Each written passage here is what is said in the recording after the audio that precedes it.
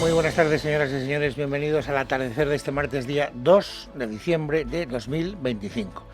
No quiero perder mucho tiempo en los prolegómenos porque hoy hay mucha tela que cortar y me gustaría que ustedes tuvieran una visión bastante completa de las muchas cosas que ha dicho hoy en dos foros distintos el presidente del gobierno, que sin ninguna duda se convierte en el protagonista fundamental de la información del día. Ha querido estar en Televisión Española y en RAC 1. En la televisión española, versión catalana, digo, para entendernos. Y esto tiene una significación que luego subrayaré. Pero lo importante es que él ha querido mandar un mensaje inequívoco de que está al frente del timón, que coge el toro por los cuernos y que trata de hacer frente a las grandes amenazas que en este momento pues ponen en cuestión la continuidad de la legislatura y su continuidad como presidente del gobierno. Y esas grandes amenazas las podríamos agrupar, digamos, en tres grandes bloques. La primera es las acusaciones que sigue recibiendo de corrupción por parte de las personas que fueron miembros directos de su equipo más compacto, más núcleo, de su núcleo duro de colaboradores. Lo digo porque Ábalos, Koldo y Cerdán sigue siendo sus grandes quebraderos de cabeza y además están muy activos. Él ha querido hacer frente a todas las acusaciones que están viniendo desde allí, como luego veremos. Luego también ha querido hacer frente a la crisis política que le supone la ruptura con Junts per Catalunya y las dificultades que supone para él seguir manteniendo activa una legislatura en la que no tiene mayoría parlamentaria.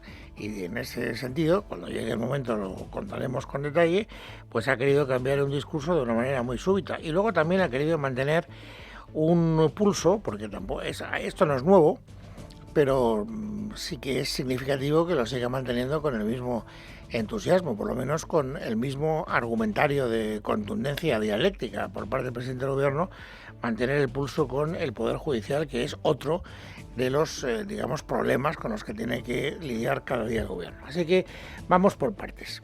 Les decía, primer bloque de dificultades, las acusaciones que sigue recibiendo él y su entorno más íntimo por parte de las personas que formaron parte de su núcleo duro.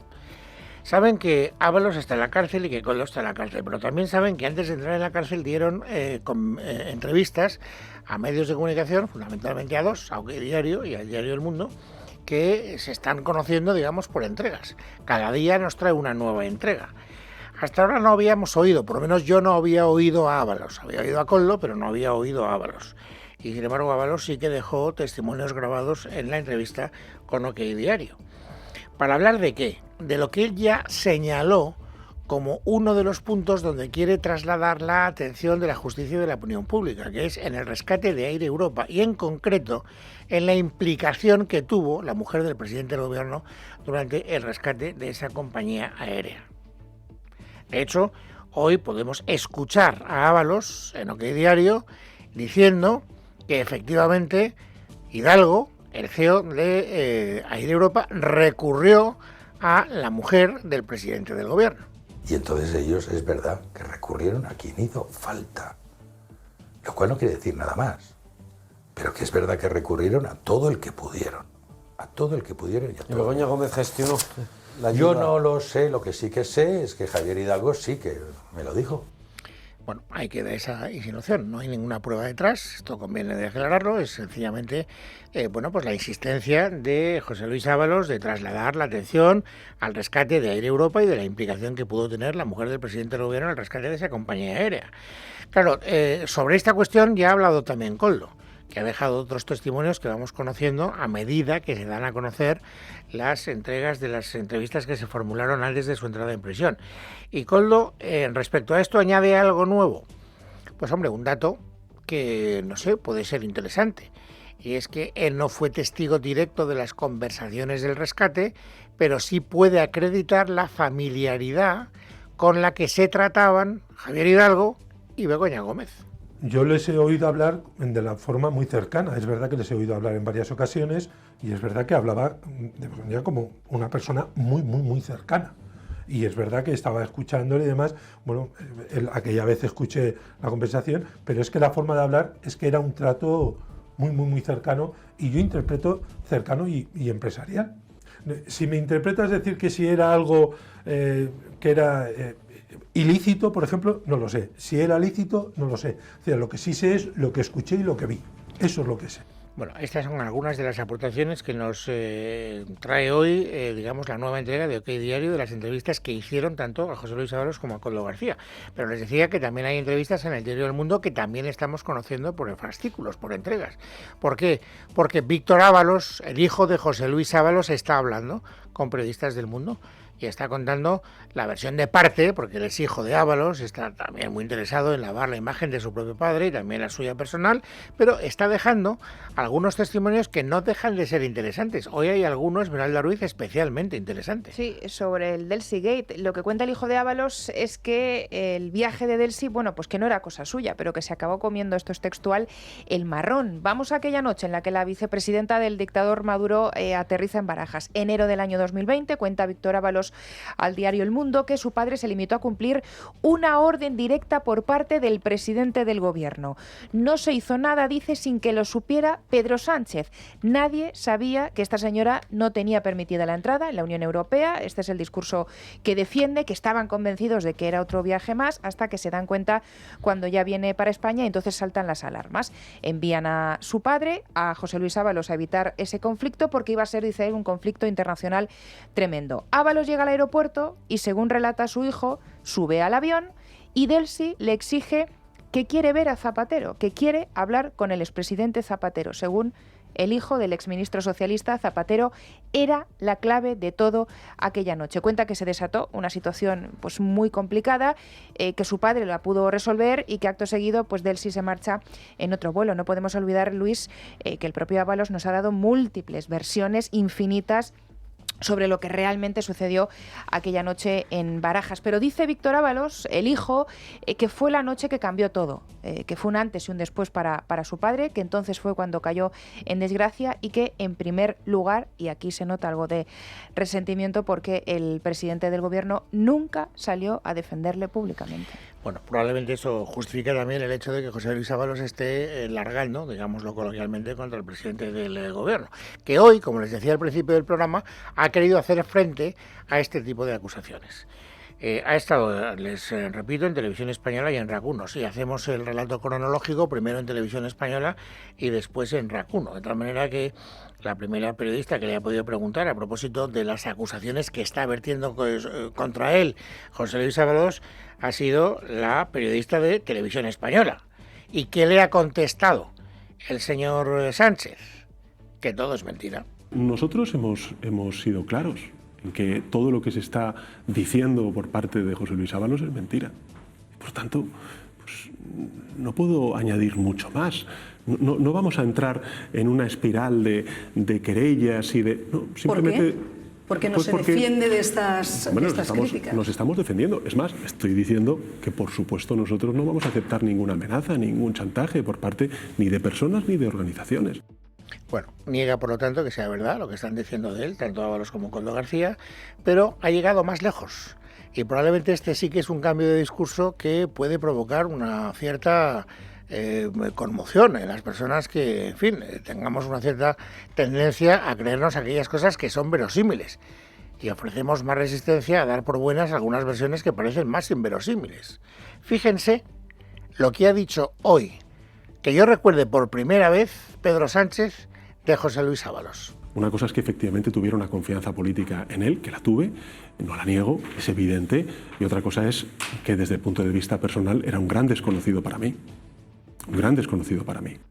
O sea, tú trabajas durante tanto tiempo de manera tan cercana con una persona, te recorres España en un coche con él durante tantos meses, estableces un vínculo tan cercano y tienes unos objetivos políticos tan concretos y no conoces a la persona que hay detrás con la que estás trabajando, ni siquiera tienes una intuición.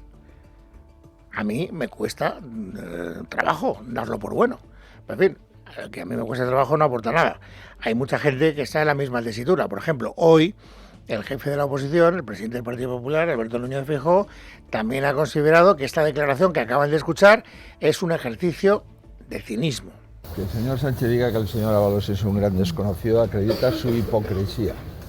El señor Ábalos es el arquitecto de la era Sánchez, tanto en el gobierno como en el Partido Socialista. El señor Sánchez no dejaría de ser un concejal del Ayuntamiento de Madrid en la oposición sin el señor Ábalos. La pregunta que cabe hacerse, si queremos hacer un relato que sea meramente coherente, es: ¿esto que está haciendo Ábalos es el producto, digamos, de un calentón personal, porque se siente ninguneado, porque se siente maltratado por Sánchez, o es el resultado de una estrategia procesal? Que esto es algo que muchas veces dicen algunos miembros del gobierno. Se lo han preguntado a Sánchez. Sánchez no lo da por bueno, es decir, no afirma que eso sea una estrategia de defensa, pero tampoco lo desmiente. Algunos otros miembros del gobierno han hablado claramente de que es una estrategia de defensa. Hoy se lo han preguntado al abogado de Ábalos, que también ha estado en Televisión Española. Y fíjense, es curioso porque si analizamos la respuesta del abogado de Ábalos, podríamos llegar a la conclusión de que el abogado de Ábalos no ve con buenos ojos en absoluto esta estrategia de su defendido de largar en los medios de comunicación. Si me lo pregunta a mí, personalmente, como abogado de José Luis Ábalos, le digo que es un farol y no estamos en absoluto en esas estrategias. Luego, él también, pues hay que entender también que está bastante dolido, que ahora pues se siente como el apestado nacional, que todo el mundo le ha dejado de lado y que a lo mejor pues puede tomar una decisión de dar una entrevista o tener una reacción en un momento pues malo para él, que a lo mejor no es la mejor decisión estratégicamente. Vamos a ver. Bueno, él dice por cierto que no hay pacto y que probablemente está actuando, digamos, por el dolor personal que le produce el trato que está recibiendo. Luego ha desmentido, por cierto, que la relación entre él y su defendido sea mala, pero también es un desmentido de oficio. Es decir, un abogado no va a decir, oye, que me estoy llegando regular, que estoy discutiendo mucho con mi defendido porque creo que está siguiendo una estrategia equivocada. Ya veremos. Como él mismo ha reconocido, el camino es largo y uno tiene que ir adaptándose a los recodos del camino conforme se van produciendo novedades. Bueno, el problema para Sánchez, para el gobierno, es que los frentes que tiene abiertos en, digamos, los descubrimientos o las declaraciones que se hacen a propósito de la corrupción no tienen solo como origen Ábalos o Koldo o Cerdán, sino las investigaciones periodísticas. Ya no les quiero ni contar cuando aparece un informe de la UCO o cuando hay una resolución judicial después de haber hecho una investigación con todos los procedimientos canónicos. Pero es que además de eso, los medios de comunicación siguen haciendo su trabajo y todos los días nos sorprenden con alguna aportación nueva. Por ejemplo, hoy leemos en El Confidencial que Cerdán, que estuvo en la cárcel hasta antes de ayer, cobró incluso por informes Esmeralda Ruiz que eran inservibles. Sí, es una entrega más de las presuntas maniobras corruptas de Cerdán. Todo esto hay que recordarle a los oyentes a la espera de que salga un nuevo informe de la UCO. Este tiene que ver con el patrimonio de Santos Cerdán. Todas estas investigaciones todavía no constan en el sumario. Lo revela hoy El Confidencial, como dices, pagos que se justificaron con operaciones fallidas de compra de suelo, estudios de desarrollo que nunca se llegaron a hacer. ¿Te acuerdas, Luis, de las chistorras y de las lechugas? Bueno, pues aquí salen champiñones y legumbres. Te lo voy a contar porque El Confidencial habla de dos operaciones en concreto. Sapa es una contratista de referencia habitualmente del Ministerio de Defensa y cuenta al diario El Confidencial que pagó 145.000 euros a la empresa de Cerdán, a Servinávar, por el desarrollo de unos terrenos industriales en Andoain, que es el municipio donde está la sede de esta empresa. Bueno, pues ellos han hablado con esta empresa y dicen que simplemente buscaban socios del sector de la construcción para realizar un estudio y contratan con Servinávar. Sin embargo, el proyecto nunca llegó a ejecutarse, pero ellos pagaron igualmente los supuestos servicios a Servinávar. Se da la circunstancia, y esto lo hace todavía más importante el caso, que después de estos dos pagos a la sociedad de Cerdán, Sapa recibe un préstamo de la SEPI, que depende del Ministerio de María Jesús Montero, del Ministerio de Hacienda. 48 millones de euros. Y hay un caso más, el de otra empresa que también facturó, que también hizo un pago a Servinávar, la empresa Riverebro, que es la que produce verduras, champiñones y legumbres en conserva, pues con distintos etiquetados, muy conocida también en Navarra. Riverebro abonó también una comisión a la sociedad de Cerdán por intermediar en la compra de suelo que tampoco llegó nunca a ejecutarse, y esto lo reconoce la propia empresa en conversaciones con El Confidencial. Bueno, les recuerdo que ayer Cerdán, después de haber ido al juzgado a firmar, nos dijo que daría las explicaciones en su momento oportuno. Es verdad que no especificó cuándo considera él que se va a producir ese momento oportuno. Pero si les quiero contar algunas revelaciones interesantes que hoy leemos en los medios de comunicación, también hay que hacer referencia a una noticia luego desmentida por los propios interesados, pero en fin, que ocupa la portada principal hoy del diario ABC, y es el presunto intento o tentación de fuga de Koldo y de Ábalos, Esmeralda. Sí, lo cuenta Javier Chicote en ABC. Sitúa el origen de estas conversaciones de los dos pues antes del verano. Dicen que Koldo mantiene una reunión con José Luis Ábalos antes del mes de junio, antes de verano, para coordinar su estrategia de defensa. Fue cuando se publicó en ese momento que Ábalos se estaba planteando o colaborar con la justicia o seguir manteniendo su inocencia. Bueno, pues en un momento de esa conversación entre los dos es cuando Koldo le dice, según el diario ABC, lo que tienes que hacer, José, es irte a vivir a Colombia o a Perú. Colombia o Perú, que son dos países que sabemos que conoce muy bien José Luis Ábalos, porque ha viajado a menudo y porque además tiene contactos allí. Bueno, como hemos visto, Ábalos nunca se fugó, y lo que ha hecho el entorno de Koldo ha sido desmentir la noticia. Dice que la información es falsa, sin matices, y ponen el foco en que no se ha preguntado a través de, bueno, pues en este caso la abogada de Koldo, no se le ha llamado, no se le ha avisado de que se iba a publicar esta información para que ella pudiera desmentirlo. Bueno, pues Chicote, que es el periodista que firma la noticia, lo desmiente hasta ahora, confirma que sí que ha hablado con Leticia de la Hoz, es más, incluye el pantallazo de la llamada con la abogada de Koldo, por lo tanto sí estaba avisada de que esta información iba a publicarse. Bueno, efectivamente hay que tomarse con seriedad las informaciones de algunos periódicos serios que están suscritas o firmadas por periodistas serios, como es el caso de Chicote. Bien, que estamos en un berenjenal es una cosa evidente, no hace falta demostrarlo, ya sea por lo que dice Ábalos, ya sea por lo que dice Koldo, ya sea por lo que dice el hijo de Ábalos, ya sea por las informaciones que aparecen en la prensa en relación a Cerdán. No hace falta que, en fin, estemos mucho en contexto. Por eso es muy interesante ver qué opinión tiene de sí mismo el presidente del gobierno a la hora de responder a preguntas de cómo está él enfrentando esta situación. Curioso porque en los dos medios, antes por cierto quiero corregir una incorrección que he cometido, he dicho que cronológicamente primero ha sido la entrevista en televisión y luego en el RAC 1, y Esmeralda Ruiz me ha corregido y ha hecho muy bien en hacerlo, porque primero ha sido en RAC 1 y después en televisión. Aquí el orden de los factores no altera el producto, pero bueno, hay que decir las cosas con rigor. Bueno, el caso es que en los dos medios de comunicación le han preguntado a propósito de la doble vara de medir, oiga, si esto estuviera ocurriendo en un partido de gobierno distinto al suyo y usted, en vez de ser presidente del gobierno, fuera jefe de la oposición, estaría utilizando una vara de medir completamente distinta. Bueno, me interesaba mucho cómo tenía que responder el presidente del gobierno a ese tipo de preguntas. Por ejemplo, ¿cómo responde a esta?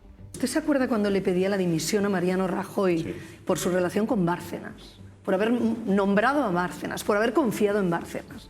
¿No sería coherente que usted se aplicara la misma vara de medir? Es decir, que usted también asumiera responsabilidades personales por haber nombrado a Santos Cerdán, por haber nombrado a Ábalos. Sí, pero fíjese, Gemma, yo he asumido esas responsabilidades.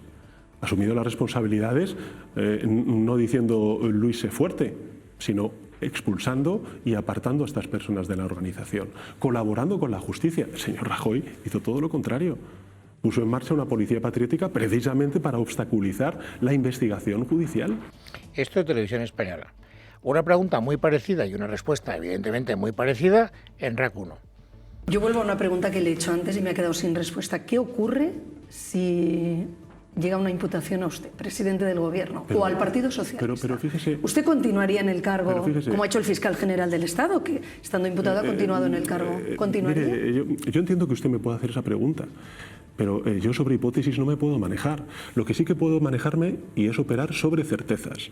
Y la certeza que le puedo garantizar a los telespectadores y a usted es que desde luego el Partido Socialista no se ha financiado regularmente. Bueno, era Gemma Nierga y no a RAC 1. Ahora vamos a escuchar la respuesta a esa misma pregunta en RAC 1.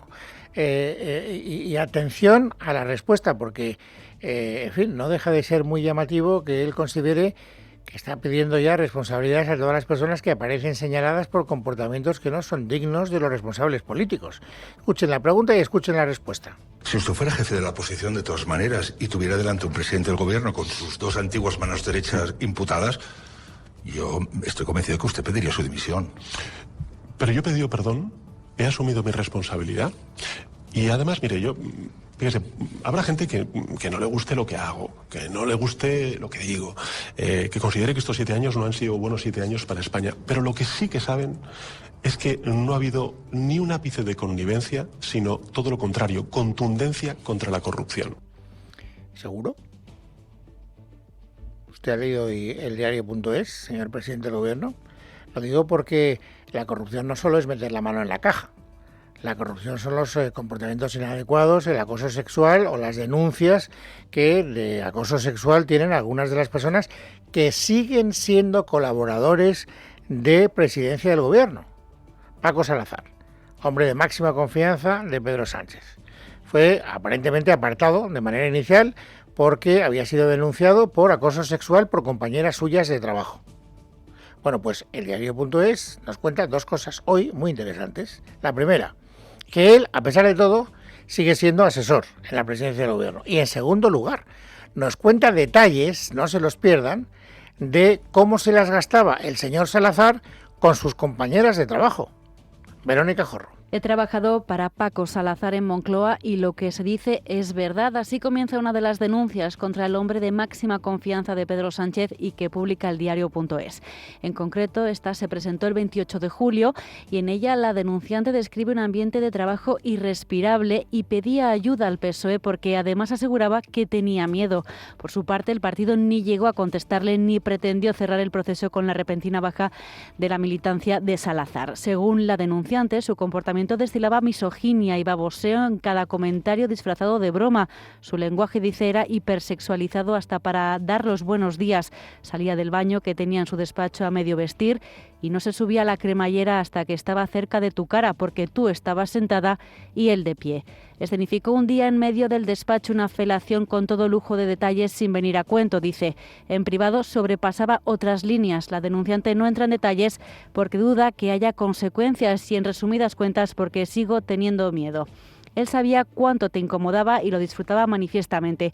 Cuando le llevabas un trabajo para que lo viera, decía que ahora es cuando él le ponía una mijita de su polla. Disfrutaba al ver la risa falsa que le poníamos a sus chistes degradantes, dice, vernos la cara de susto cuando nos llamaba a su despacho, ver cómo nos movíamos torpes por la sala intentando contestar evasivamente con alguna gracia a sus preguntas para no sufrir las consecuencias. Porque sí, dice, si le ponías límites, pagabas las consecuencias, asegura la mujer en su denuncia. Sin embargo, existe una acusación previa del 8 de julio que revela barbaridades similares. Llegaba por la mañana y te decía el buen culo que te hacía ese pantalón o te pedía que le enseñaras el escote. Si te veía mala cara, te preguntaba en mitad de la oficina si habías dormido poco por haber mantenido relaciones sexuales. Y nos sometía a situaciones humillantes que para muchas de nosotras fueron traumáticas. Si te agachabas a coger algo del suelo, te decía que te agacharas otra vez para demostrar lo flexible que eras. Y a veces, asegura, cuando llegaba con algún alto cargo de fuera de nuestro departamento, nos hacía exhibirnos delante de él. Él decía que eran bromas, pero jamás oí, asegura, que le dijera cosas similares a los hombres que trabajaban en el equipo. Asegura esta mujer que vivió el infierno que le hizo pasar Paco Salazar. Bueno, esos son testimonios de víctimas que han tenido que soportar el tratamiento y la conducta de este hombre. Pero ¿dónde está la contundencia en este caso, señor presidente del gobierno? Usted es contundente, tolerancia cero, con comportamientos corruptos, y esto lo es, aunque no tenga un origen económico. Pero, vuelvo a repetir, según el diario.es, este hombre sigue siendo asesor del Partido Socialista y usted es el secretario general del Partido Socialista. La contundencia, ya me explicará usted, en este caso concreto, dónde queda. Bueno, y como todavía estamos hablando de corrupción, hay una noticia de última hora que sí que, de última hora, la hemos conocido esta mañana. Hasta hace poco tiempo yo creo que solo estaba siendo reflejada por el diario El País. Yo no sé si eso ha cambiado, pero en todo caso es de una trascendencia, yo creo que potencialmente muy importante, porque comienza la investigación por parte de la UDEF de la trama de hidrocarburos, que es donde se supone que está la parte mollar de la corrupción que están investigando en los tribunales. Sabemos hasta ahora, Luis, que agentes de la UDEF son los que han entrado en una de las sedes esta mañana, este martes, de la empresa del sector de hidrocarburos, Biomar Oil, en Madrid, y que se ha detenido a 6 personas. Se trata de un registro autorizado y liderado por el titular del Juzgado de Instrucción 6 de la Audiencia Nacional, el juez Antonio Piña, y lo que está investigando en concreto es un presunto fraude de 280 millones de euros. Según explican fuentes cercanas de las diligencias a diarios como El País, a esta hora se investiga la tradicional operativa de fraude de hidrocarburos por la que se deja de pagar el impuesto de IVA y además una supuesta operativa de blanqueo de capitales a través de coches de lujo y a través de relojes. Estamos hablando de presuntos delitos de organización criminal, blanqueo y contra la hacienda pública. Sobre los detenidos, sabemos que están el director financiero, el contable de esta empresa y otras 3 personas más relacionadas con Biomar. Ya son varios los medios que aseguran que el magistrado ha acordado 8 entradas y registros más, pero esto sí que todavía no ha trascendido los detalles. Es interesante, lo dices, porque esta operación de la UDEF, ordenada por la Audiencia Nacional, es la gran trama de la que todavía queda mucho por salir y en la que está imputado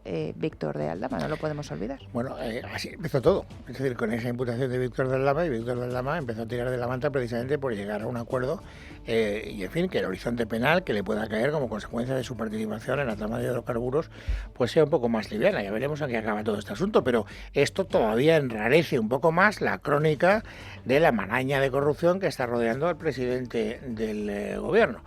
¿Qué hace el principal partido de la oposición? Pues utiliza las bazas que tiene, la más importante, el Senado. Ya saben ustedes que allí el Partido Popular tiene mayoría absoluta y que constituyó una comisión de investigación para hacer que todas las personas vinculadas al PSOE que pudieran tener alguna relación con todos estos casos de corrupción comparezcan a su debido tiempo. Bueno, pues hoy el Partido Popular ha dado a conocer las nuevas comparecencias que ha pedido para que desfilen por esa comisión del Senado. Y una de ellas será Paqui, Luis, la mujer de Cerdán. Va a tener que ofrecer explicaciones en el Senado. El 15 de diciembre ha sido el día elegido por el Partido Popular para que acuda a explicar qué hacía con esa tarjeta a fondo perdido con la que hacía sus compras y que tanto preocupaba al socio de su marido, Anchón Alonso, y a su mujer, a Carmele. Koldo definía a Cerdán como el recaudador y a su esposa como la gastadora. Bueno, a Paqui la conocían todos los vendedores del Corte Inglés, ahora todos vamos a poder escucharla en esa comisión del Senado. El 17, 2 días después, es cuando tiene que declarar Santos Cerdán, y Antonio Hernando también ha sido citado, todavía sin fecha, Luis, por esta comisión del caso Koldo. Hay que recordar que Leire Díez y también el empresario Dolcet dijeron que había participado Antonio Hernando en esas reuniones en Ferraz para buscar información contra la UCO, jueces y fiscales. Sobre esto tengo algo que decir. Ustedes han escuchado hace muy poquitos minutos, porque hemos escuchado ese sonido, ese testimonio, al presidente del gobierno diciendo: no aceptaremos ni amenazas ni chantajes de nadie. Bueno, pues cuando le han preguntado a Óscar López, que ha estado en la rueda de prensa posterior al Consejo de Ministros, por la comparecencia de Antonio Hernando, que fue uno de sus subordinados en el gabinete del presidente del gobierno, en la comisión del Senado, fíjense la respuesta que ha dado. Creo que el PP se va a arrepentir de llevar a Antonio Hernando al Senado, porque Antonio Hernando tiene mucho que contar de eso. El señor Hernando era portavoz en el Congreso y yo portavoz en el Senado, y Pedro Sánchez, secretario general de este partido, cuando hicimos comparecer a Villarejo en una comisión de investigación. Yo creo que hay muchos que tienen mucho que callar, porque estamos hablando de la operación Kitchen, porque estamos hablando de la guerra sucia que hizo un gobierno del PP, que no existe hoy aquí. ¿Cómo funciona esto? Yo no acepto amenazas, pero soy libre de prodigar las que me dé la gana. Este es el juego que hay que establecer a partir de ahora. Me lo expliquen, porque a mí me cuesta un poco entenderlo. Bueno, fíjense, llevamos casi media hora de programa y hemos hablado solo de uno de los 3 frentes que les decía que ha abierto en sus 2 comparecencias televisivas hoy, bueno, una radiofónica y otra televisiva, el presidente del gobierno. También les decía que había novedades, yo creo que muy interesantes desde el punto de vista político, en torno a un cambio de discurso de su relación con Junts. Ya saben ustedes que Junts rompió relaciones con el gobierno. Y en el momento en que rompió relaciones con el gobierno, si yo lo entendí bien, el gobierno dijo: bueno, vamos a tratar de minimizar esta ruptura, vamos a restarle importancia, vamos a seguir diciendo que, bueno, que esto se dice, pero que luego la conducta de los partidos es otra, nosotros seguimos con la mano tendida, a ver qué pasa. Bueno, dando a entender que yo os decía que la relación estaba rota, pero que tampoco estaba rota, que el puente seguía tendido. Bueno, pues ha llegado hoy el presidente del gobierno en primera persona y ha dejado, primero, claro, para que no haya dudas, que el puente está roto. Ahora mismo los diálogos, el diálogo, los cauces de negociación que teníamos con Junts per Catalunya están rotos. Totalmente. Totalmente. Entonces, por eso digo que nosotros no restamos importancia a la crisis política que ha abierto Junts per Catalunya. En segundo lugar, asumo esos incumplimientos, lo estoy diciendo, y también mi voluntad de cumplir con ellos. Esto no solo lo ha dicho en Televisión Española, lo ha dicho también en RAC 1. RAC 1 han hablado mucho, como es lógico y natural, es una emisora en Cataluña y por lo tanto les interesa mucho la relación del gobierno con Cataluña y con Junts per Catalunya en concreto. Por lo tanto, cuando ha llegado el momento de hablar de este asunto, pues ha repetido algunas de las cosas que había dicho en Televisión Española, pero corregidas y aumentadas. ¿Se puede gobernar habiendo perdido la mayoría que le invistió en el 2023? Yo asumo los incumplimientos, asumo los retrasos que efectivamente ha criticado Junts per Catalunya. Siempre he dicho que la mano está tendida, que nuestra voluntad de negociación es inequívoca, que vamos a cumplir con los acuerdos que firmamos con Junts per Catalunya. Bueno, a mí, insisto, hasta donde se me alcanza, me parece que esto es un discurso novedoso. Hasta ahora nunca había oído a ningún miembro del gobierno hablar de las relaciones con Junts en esos términos, pero mucho mejor que yo sabe cómo estaba el percal Esmeralda Ruiz.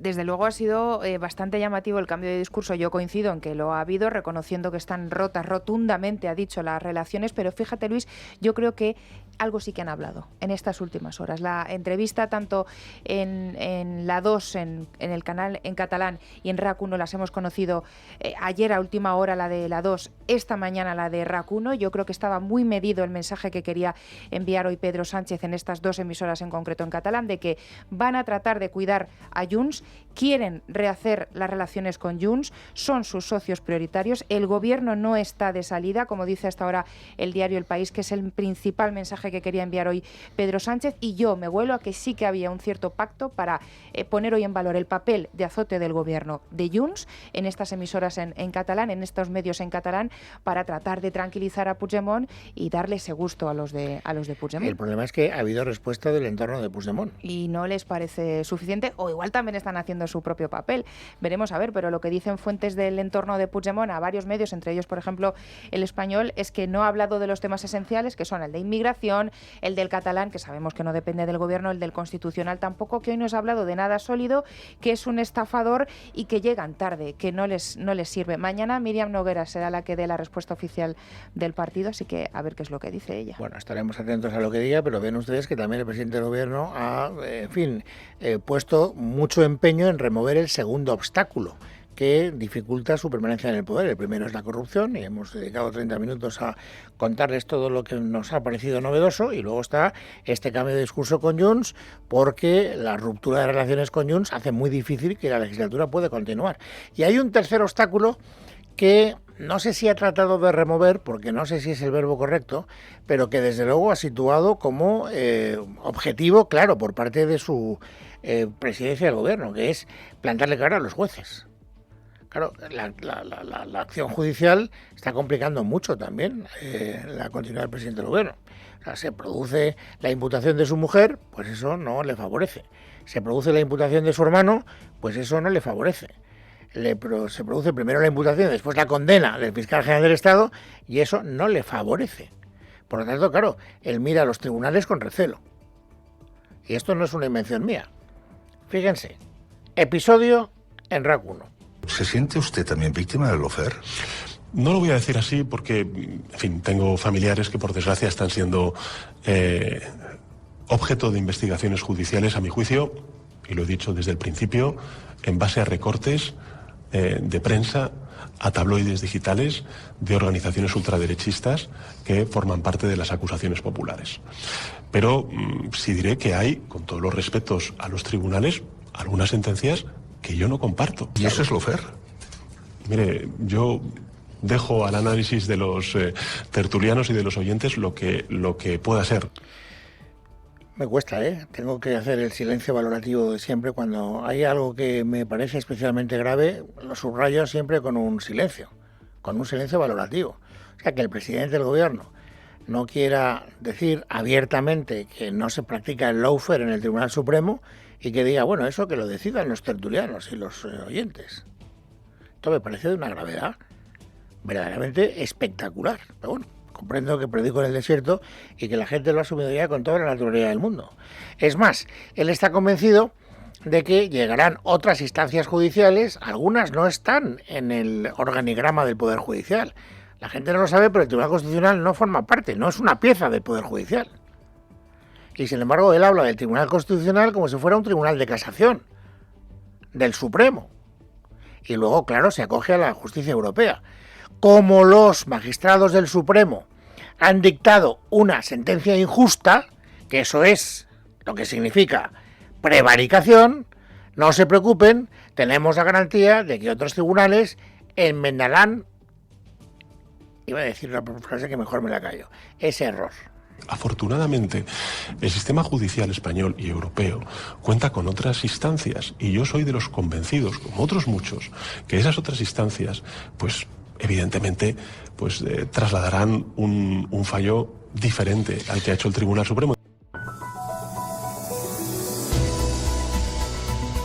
Bueno, es muy tarde, ya lo sé, mucho más que otros días, pero había mucha tela que cortar y no quería que ustedes dejaran de conocer lo que nos parecía fundamental. En relación a todo lo que les hemos contado, con el presidente del gobierno como protagonista, digamos, secundario o primario, y también de otras noticias destacadas que completan el paisaje informativo sobresaliente de este día. Por ejemplo, Luis, que la Comunidad Valenciana ya tiene nuevo presidente. Jo, Juan Francisco Pérez Llorca, promet que en tant contindré el càrrec de president de la Generalitat, acataré la Constitució espanyola i l'Estatut d'Autonomia de la Comunitat Valenciana, sense engany, i guardaré fidelitat a la Generalitat. Durante el debate de investidura, Pérez Llorca dijo que su primera declaración como presidente comenzaría pidiendo perdón de nuevo a las familias de las 229 víctimas de la Dana, y así ha sido hoy. Estas paraules van molt més palabras van más allá de un formalismo institucional, nacen de una convicción personal. Ni el día 29 ni los posteriores, las administraciones públicas estuvieron a la altura de lo que merecía la sociedad. El ya expresidente Mazón ha estado presente en esa toma de posesión en la última fila de la bancada del PP y ha sido el primero en abandonar las Cortes Valencianas tras acabar el acto. Bueno, hoy el Consejo de Ministros ha aprobado también, lo adelantaban ayer varios medios, el ascenso a general de brigada del coronel Rafael Yuste. Le tocaba por méritos y trayectoria, pero este cambio sigue generando inquietud porque se produce en plena investigación de causas sensibles para el Gobierno. Por ahora no hay quiniela sobre quién podría ser su sustituto, pero el diario español, El Español, apuntaba esta mañana ya a un nombre. La teniente coronel María Dolores Jimeno, que ahora mismo es asesora del ministro Grande Marlaska, por lo tanto apostarían por alguien afín al gobierno. Saben nuestros oyentes que la principal queja, según han venido relatando algunas crónicas de Pedro Sánchez hacia su ministro del Interior, es que precisamente no podía tener acceso a las causas contra su mujer, hermano o miembros del partido gobierno hasta enterarse por la prensa. Bueno, eso podría justificar el cambio. Lo del ascenso del general Yuste se ha conocido porque una compañera periodista le ha tenido que preguntar a la ministra portavoz. Y luego, por último, confirmar si en este Consejo de Ministros se ha aprobado el ascenso del coronel Rafael Yuste y si puede adelantar si habrá más cambios o el Gobierno tiene intención de hacer más cambios en esa unidad, en la Unidad Central Operativa de la Guardia Civil, o lo deja en manos del nuevo mando. Pues en el caso del coronel Yuste, como otro coronel más, y entra dentro de un proceso de absoluta normalidad de ascenso, en este caso dentro del cuerpo de la Guardia Civil. Bueno, la Fiscalía de Sevilla, noticia también de este martes, ha archivado la denuncia de la Asociación de Mujeres con Cáncer de Mama, AMAMA, contra el Servicio Andaluz de Salud. Concluye que no hubo delito en el supuesto borrado de mamografías porque directamente no se produjo tal borrado. La sección de criminalidad informática de la Fiscalía lo que ha determinado es que hubo una avalancha de peticiones que provocó que el sistema dejara de funcionar y que esa y no la destrucción de documentos sería la causa. Esto cambia mucho las cosas y así lo ha celebrado el número 2 del Gobierno de Juanma Moreno, Antonio Sanz. El escrito de la Fiscalía es muy contundente y como se decía en ese sentido, pues viene a dejar clarísimo que de todo lo instruido, los historiales médicos de las pacientes examinadas se mantienen íntegros y coincidentes.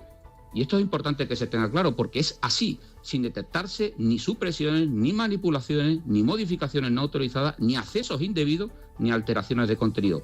Y una cosa más, otro presunto caso de corrupción, pero este en las instituciones europeas. Hemos conocido hace un par de horas que las autoridades belgas, lo adelantaba Le Soir, han registrado hoy las oficinas del Servicio Europeo de Acción Exterior, que es el principal organismo diplomático de la Unión, en el marco de una investigación sobre un caso presunto de fraude en un programa de formación de diplomáticos.